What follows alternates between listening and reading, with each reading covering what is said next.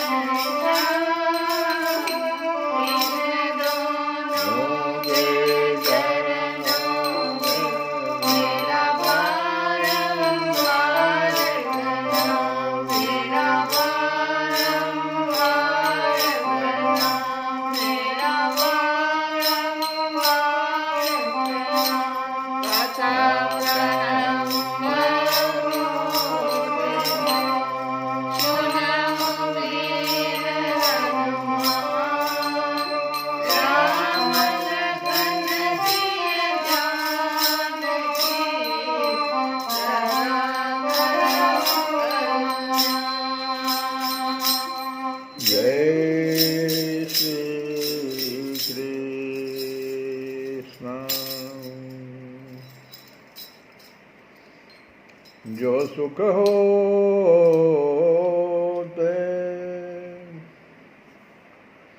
गोपाल ही गाय। कथा के अंत में हम लोग इस भजन को गाए थे। तो वह सुख सो नहीं होत किए जप तप के,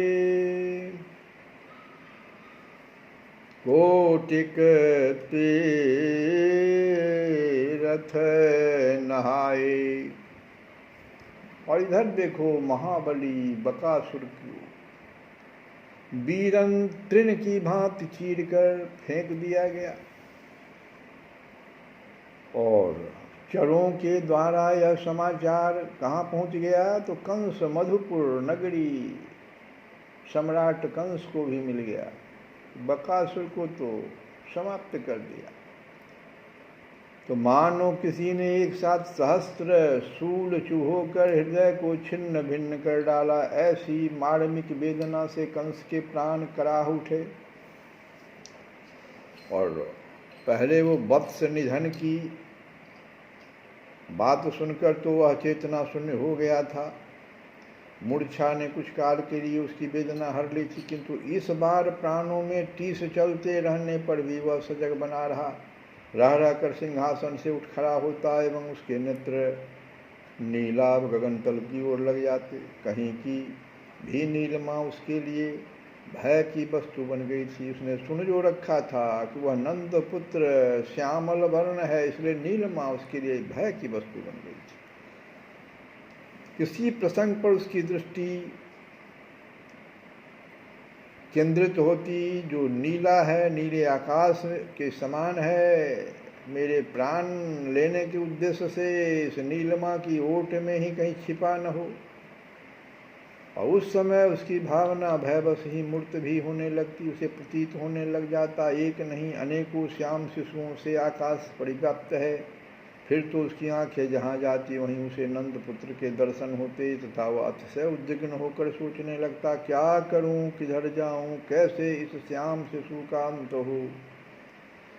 और अभी अभी तो बक विपाटन की घटना सुनकर एक ओर तो वह दुख भार से पिसने लगा और उधर उसे दिखने लगा नंद नंदन सर्वत्र सब ओर से, और मृत्यु के भय से उसके प्राण चंचल हो उठे। भय की वृत्ति शिथिल हुई, दुख का आवेग भी कम पड़ने लगा, और तब आसुरी विवेक उसका उत्पन्न हुआ। कंस जो है आसुरी विवेक जब जगा तो वस्तु स्थिति के विश्लेषण में लगा। वह सोचता जा रहा है, हाय रे कै ऊंचे से ऊंचा माया जाल बिछाने वाले इन सब दैत्यों की माया वहाँ उस नंद ब्रज में झाड़ ली गई। सब के सब वहाँ जाकर खप गए। जो सबको छिन्न भिन्न करने वाले थे वे वहाँ स्वयं नष्ट हो गए। तो क्या मेरे जीवन की आशा समाप्त हो चुकी? भीतर से सोच रहा है। कंस के भाल पर स्वेद कन झलक उठे। इसी समय सहसा जैसे किसी ने स्मृति जगा दी हो, इस भांति उसे मैं दानव का एक पुत्र था, उसका नाम था व्योमासुर, उसका स्मरण हुआ। यह व्योम श्रृंग शिखर पर युद्ध में कंस से पराजित हुआ था, उसको याद आ गया था। इससे तो हम एक बार युद्ध किए थे। आत्मसमर्पण करते हुए यह व्योम जो है कंस की दासता स्वीकार की थी, और तब से नित्य सहचर बनकर व्योम ने कंस का सिर ऊंचा किया था। ऐसे स्वामी भक्त सूरवीर सेवक की स्मृति कंस की क्रूर आंखों में आसुरी उल्लास भर देती है, और उसे अग्रिम कर्तव्य का निर्णय करने में विलंब नहीं होता। संकल्प विकल्प की आंधी इस निम्नोक्त निश्चय को छूकर शांत हो जाती है। तब तो एकमात्र व्योम नामक दानव ही इस कार्य के लिए उपयुक्त पात्र दिखता है। सब प्रकार की माया में परम निष्णात महामायावी मैं दानव का यह पुत्र व्योम प्रख्यात बलवान है। निसंदेह वह इस कार्य के लिए सर्वश्रेष्ठ है। कंस का यह निश्चय तुरंत कार्यान्वित भी हो गया। पद्मावती के कठिन कोख से उत्पन्न धारण करने वाले कंस ने, कंस कौन था? पद्मावती के कठिन कोख से जन्म धारण करने वाला था। तो बड़े सम्मान से व्योमासुर को बुलवाकर उस कार्य के लिए, ब्रजेंद्र नंदन के प्राण अपहरण करने के लिए उसको कहाँ भेजा? तो ब्रज की ओर भेज दिया। कंस प्रेरित व्योम चला वृंदा कानन की ओर, जहाँ से कृष्णचंद्र की परम मनोहर लीला सतत चलती ही रहती है, इस समय भी चल रही है। अब सदा की भांति सखा परिवेष्टित होकर असंख्य गो सावकों को साथ लिए हुए वन में आए हैं। वन की अधिदेवी प्रतिदिन ही उनके लिए कानन को अभिनव साज से सज्जित करती है, आज भी सजा रखा है। और अब तो कानन पर ऋतुराज बसंत का आधिपत्य आरंभ हो गया। अभी जो समय आ गया वो बसंत ऋतु का है। फिर तो अरण्य की सुषमा का कहना ही क्या है।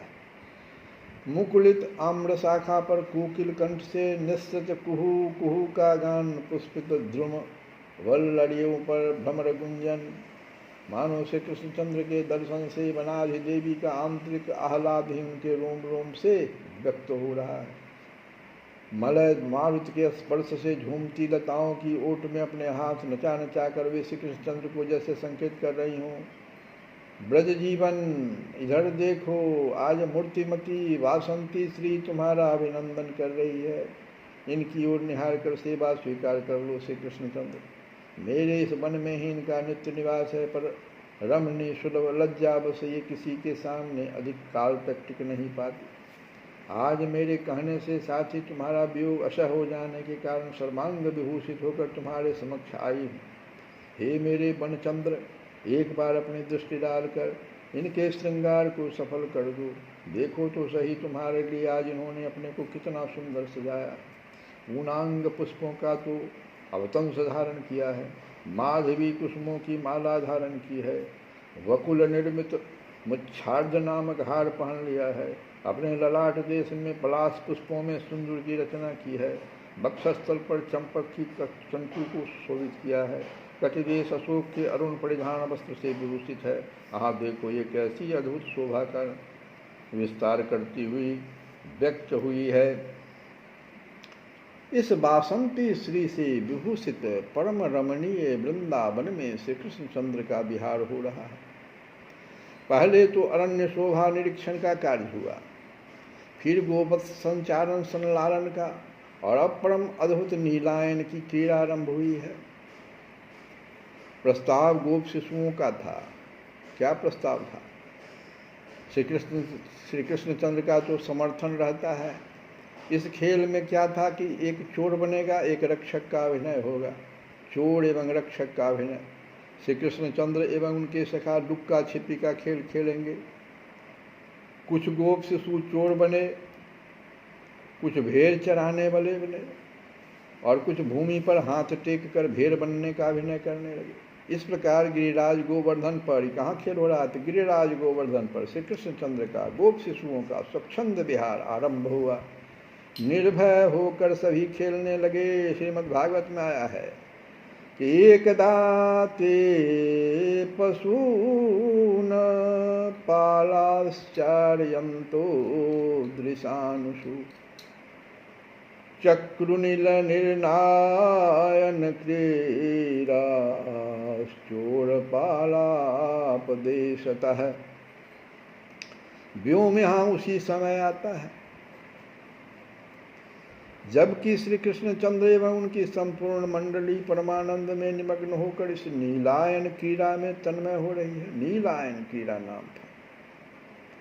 वह आकर के वो व्योम जो था वह आकर आकाश पथ में ही स्थित रहकर पहले ब्रजेंद्र नंदन की यह लीला देखने लगता है। लीला क्या है?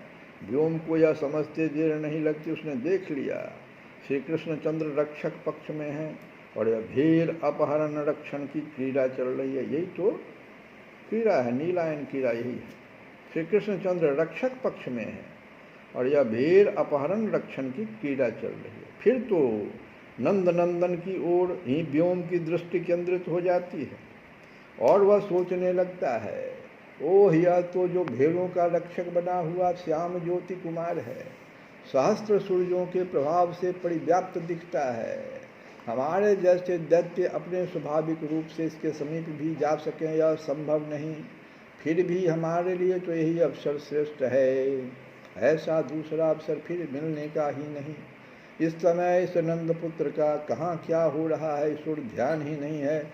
बस इस असावधान श्याम शिशु के साथ वाले बालकों को पहले किसको हरना है, तो इस असावधान श्याम शिशु के साथ वाले बालकों को जो इसके बाहर संचारित प्राण के तुल्य बने हुए हैं, बहुत ही इसको प्राण से भी ज़्यादा मानता है, पहले इसको अनायास हर लिया जाए। यह हुआ कि फिर तो सखा वियोग से व्याकुल होकर सबका अगुआ यह श्रेष्ठ बालक भी बिना किसी लपट झपट के ही मेरी पकड़ में आ जाएगा। ये व्योम सोचने लगा। व्योम ने अविलंब अपना कर्तव्य निश्चित कर लिया। मैं पुत्रो महामायो व्योमो गोपाल वेशधृक। उस महामायावी ने देखते देखते ही चोर बने हुए गोप शिशु जैसा अपना रूप भी बना लिया था। फिर उसी कीड़ा मंडली में जाकर सम्मिलित हो गया। गोप शिशुओं ने सर्वथा नहीं जाना। बाल्य लीला बिहारी श्री कृष्णचंद्र भी कीड़ा सम रसपान में निमग्न है। इन सब की अनजान में ही व्योमासुर अपनी नृशंस योजना में प्रवृत्त हो गया। जो करना चाहता था करने लगा। क्या करना चाहता था भाई? इस खेल में वह प्रायः चोर पक्ष का ही बालक बना रहा। चोर पक्ष का वो बालक बन गया व्योम, तथा भेड़ बने हुए बालकों को बारंबार अपहरण कर दूर ले जाने लगा। इतना ही नहीं, वह महादानव उन हरे हुए बालकों को जिसको हर लिया हो, उस बालकों को क्रमशः पर्वत की एक कंदरा में डालता जाता तथा डालकर कंदरा के द्वार को शिला से ढक देता। शिलया पिदधे द्वारम चतुः पंचावशेषिता।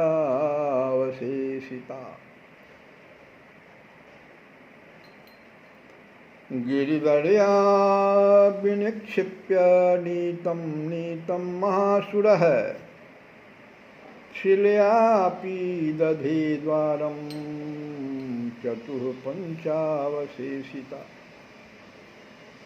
कंदरा के द्वार को शिला से ढक देता था, यहाँ तक कि उसने प्रायः सबको हर दिया। सबकी वही गति की। यहाँ खेल में तो बस 4-5 बालक ही बचे। इस प्रकार मायावी दैत्य की माया एक बार तो सफल सी हो गई। व्योम के सुख का पार नहीं, किंतु यह देखो क्या हुआ। सहसा अनंत ऐश्वर्य निकेतन बाल्य क्रीड़ा रस मत स्वयं भगवान श्री कृष्णचंद्र खेल से उपरत हो गए।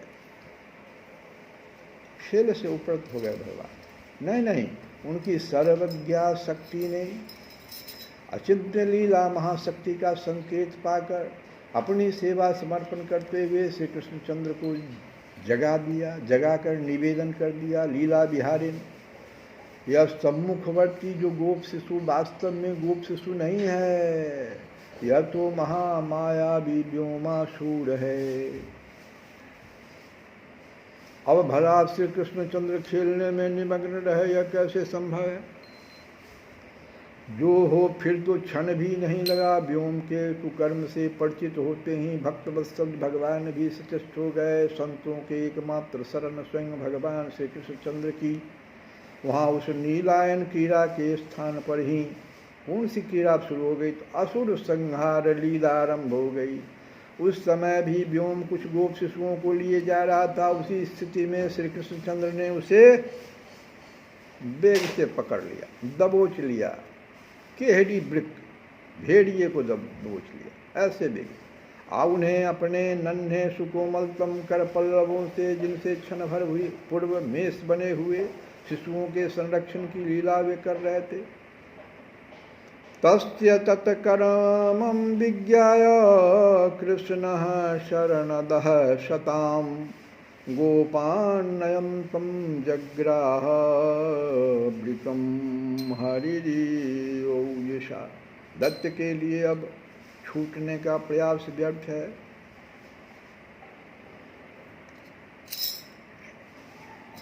पर जीवन सबको अतिशय प्रिय होता है। उस महाबलवान दैत्य ने अपना अत्यंत विशाल पर्वत सदृश शरीर प्रकट कर दिया, फिर भी उन्हीं लघु लघु कर सरोजों की चपेट से छूटने की बात तो दूर, व्योम का अंग अंग कड़क उठा।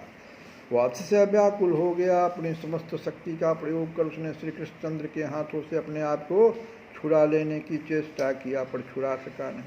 सौ निजम रूप मास्थाय गिरीन्द्र सदृशं बली इक्षण विमोक्तुमात्मानं नाश क्रोध ग्रहणातुराय। महाकठिन विकराल रूप तिहि प्रभूति बताए वे, कोटिनी करत उपाय हाथ नहीं छूटत छूटाइब। सिंह दसन गज गहिब कहूँ किमी उकढ़ सुजाए, खगनायक की चुंच विधि किमी भगे जाए। यह मान कहत छूटई सुकिनी वज्रमूठि प्रभु तिहि धरिव, उलछार पछाड़िब असुर कौन दैचिकार धर पर पड़िव। देखते ही देखते श्री कृष्ण ने उसे दोनों हाथों से पकड़कर पृथ्वी पर गिरा दिया। दैचिकार धर पर पड़िव, पृथ्वी पर गिरा दिया। दैत्य के नासा छिद्र और उसके नासा छिद्र पर अपना मुख विवरण पर अपनी अंगुलियां रख दिया। इतने से ही व्योम का श्वास रुद्ध हो गया और फिर निमेष गिरते न गिरते उसकी ग्रीवा मरोड़ कर उसे नीचे एक शिलाखंड पर पटक दिया। अंतरिक्षचारी देवगण यह सब देख रहे हैं। तम निगृहाच्युतो दो भ्रयाम पातित्वा महीतले, पश्यताम दिव्य देवानां पशुमारम मारयत। किंतु अब यहाँ पल भर का भी विलंब न कर श्री कृष्णचंद्र शिशुओं का अपहरण कर ले जाते समय उभरे हुए व्योम के पथ चिन्हों का अनुसरण करते हुए उसी दिशा में चल पड़ते हैं। सर्वज्ञ सर्ववित्त को यहाँ पर भी सर्वज्ञ अपना हट गए, सर्ववित्त है नहीं कि आज पता ही नहीं कि यह दुष्ट दानव उनके सखाओं को कहाँ ले गया। ऐसी शक्ति का उन्मेष तो हुआ था केवल मात्र व्योम के संहार के लिए। अभी जो शक्ति आई थी वो सिर्फ व्योम के संहार के लिए आई थी। अब तो श्री कृष्णचंद्र पुनः बाल्यावेश की सुमधुर भाव धारा में ही अवगाहन करते जा रहे हैं। पदचिन्हों के सहारे सखाओं को ढूंढ लाने के उद्देश्य से अतिशय व्याकुल हुए दौड़े जा रहे हैं। गिरी गुहा के निकट जाकर श्री कृष्णचंद्र ने देखा एक शिला से द्वार रुद्ध है। फिर तो उनके नेत्र छल छल कर उठते हैं। सख्य स्नेह की सरिता लहराने लगती है। उनकी एक मुट्ठी की चोट से शिला तो चूर्ण विचूर्ण हो जाती है और वे कंदरा के अंतर्भाग में प्रविष्ट हो जाते हैं। ओह वहाँ का करुण दृश्य! कदाचित क्षण भर का विलम्ब और हुआ होता। अब तो श्री कृष्णचंद्र आ गए। गोप शिशुओं ने उनको आए देख लिया और फिर उनके प्राण अंतिम दशा को छूते रहने पर भी खिंचकर लौट आए। उनमें प्राण संचार हो गया, प्राण लौट आए तथा श्री कृष्णचंद्र को सम्मुख खड़े देखकर एक साथ गोप से सूट खड़े हुए। पर इस कृष्ण वियोग में रोते रोते इनकी जो दशा हुई है उसे मित्र भले देख ले, वाणी यत किंचित संकेत भी कर सके, इतनी सामर्थ्य भी उसने कहा। अपने सखाओं की छाया से कृष्णचंद्र पर पड़ी एक साथ इतनी करुण मूर्तियाँ उनके दृगों में समा गई। वो फिर तो श्री कृष्णचंद्र की वह व्याकुलता, उनका वह आर्त भाव, वाणी तो ये सब स्पर्श करेगी भी क्या। कदाचित अचिंत्य भाव सौभाग्यवश किसी की आंखों के सामने वह आ जाए तो नेत्रों में शक्ति नहीं कि स्थिर रहकर इसे देख सके। इसके बिंदु मात्र स्पर्श में ही दर्शक की चेतना बह जाएगी। फिर देखे तो कौन देखे, जो हो। गोप सखाओं का यह करुण विलाप, मिलाप के समय की करुण क्रंदन ध्वनि गिरिराज के कनकन में निनाद हो उठती है। मानो गोवर्धन उस करुण प्रवाह से द्रवित होकर प्रतिशब्द के निश से स्वयं भी क्रंदन करने लगा हो। आवेश शिथिल होने पर श्री कृष्णचंद्र उस संकटपूर्ण स्थान से गोप बालकों को बाहर ले आते हैं। वहाँ ले जाते हैं जहाँ व्योमासुर का निष्प्राण शरीर पड़ा है। किंतु आज अब और अन्य की राह नहीं होगी। सबको शीघ्र ब्रज में लौट चलना है। गोवत्स एकत्रित कर लिए जाते हैं। शिशुओं के मुख पर पुनः उल्लास भर जाता है। पर यह उल्लास आया है अपने प्राण सखा और श्री कृष्णचंद्र के इस वीरत्व की, व्योम संहार के शौर्य की प्रशंसा करने के लिए। ऊपर तो अंजलि बांधे सुर समुदाय का स्तमन चल रहा है। अस्तूयमानः सुरैर्गोपैः प्रविवेश स्वगोकुलम्। अंजलि बांधे सुर समुदाय का स्तमन चल रहा है और नीचे गलबाही दिए सखाओं के द्वारा कीर्तिगान हो रहा है। क्या कीर्तिगान हो रहा है? सुरगण सब स्तुति करत, सुरगण सब स्तुति करत, गोप करत सब गान। सुरगण सब स्तुति करत, गोप करत सब गान। यही विधि कृष्ण कृपाल प्रभु, ग्रह पहुँचे ब्रज प्राण, ग्रह पहुँचे ब्रज पान। ओ ग्रह पहुँचे ओ कौन कृष्ण? तो जो सुख होत गोपाल ही गाए, जो सुख होत गोपाल ही गाए, जो सुख होत गोपाल ही गाए, जो सुख होत गोपाल ही गाए। तो नहीं होत किया जप तप के, तो नहीं होत किया जप तप के, कोटिक तीरथ नहाए। जो सुख होत गोपाल ही गाए, जो सुख होत गोपाल ही गाए, जो सुख होत गोपाल ही गाए। कृष्ण गोविंद हरे मुरारे।